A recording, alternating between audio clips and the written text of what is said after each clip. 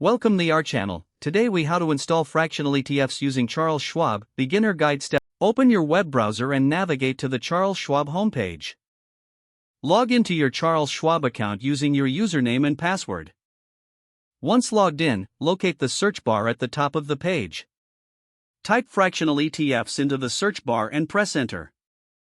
Browse through the available fractional ETFs presented in the search results. Click on the ETF that interests you to view more details. Review the ETF's performance, expense ratio, and other relevant information. Once satisfied, look for the Trade button on the ETF page. Click the Trade button to start the purchase process. In the order form, select Buy as your action.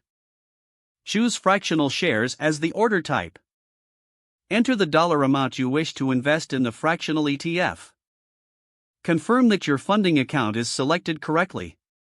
Review the order details to ensure they are accurate. If everything looks good, click the Preview Order button.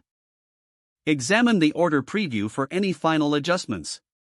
To proceed, click the Submit Order button. Wait for the confirmation message indicating that your order has been successfully placed. Monitor your account to track the performance of your new fractional ETF investment.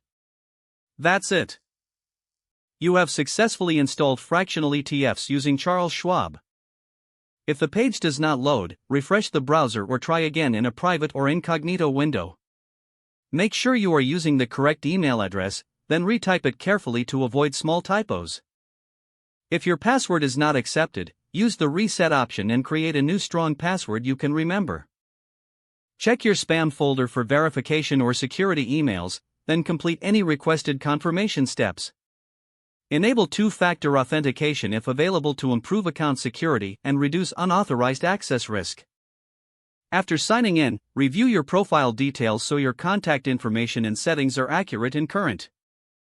If you see an error message, note it down and try again after restarting your device and internet connection. Don't forget to like this video and subscribe to our channel for more step-by-step tech guides.